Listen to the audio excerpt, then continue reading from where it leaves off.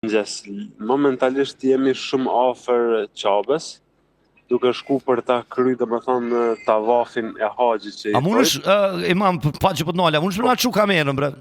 Po, Lutna. Faleminderit. Po, që të ndërpreva. nuk është problem. Tash domethënë jemi shumë afër këtu për të shku me kry tavafin e haxhit, që domethënë realisht thuj se po përfundon haxhi.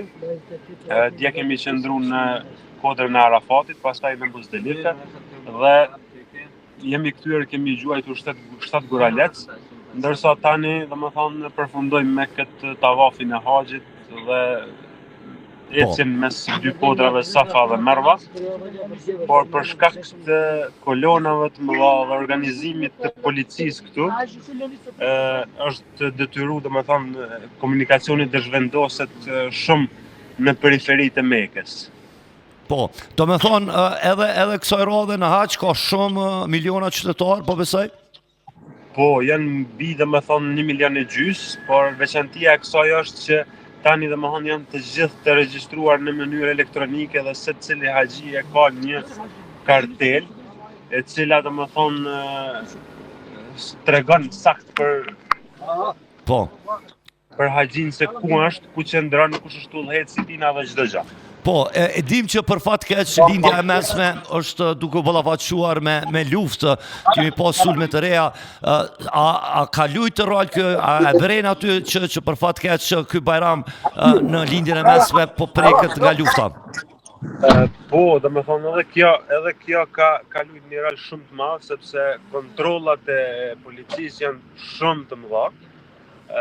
Domethënë siç tash edhe veçantia e kësaj është që si vjet është numri pothuajse 0 i atyre që kanë përfunduar haxhin në mënyrë ilegale, sepse ka pas kontrolla të mëdha dhe ka qenë çdo kush i kontrolluar në detale se në cilën pjesë po shkon dhe ku është.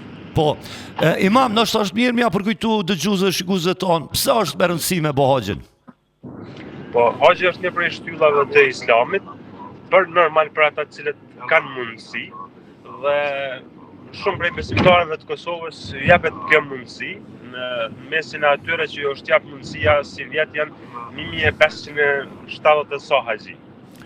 Po, edhe ju thatë se për dallim ndoshta për viteve të kaluara, këtë vit është organizimi në mënyrë ma perfekte, si stat ju, çdo njeri është i shënuar, edhe po besoj çdo gjë është shku mirë, është atmosfera festive, po besoj. Edhe njëherë? A është atmosfera festive në Arabi, sot? Atmosfera është shumë festive, po normal kjo kallabllaku i madh po, pak shqetësues. Pak shqetësues se neve Kosovës jemi më pak, nga si me numrin e madh.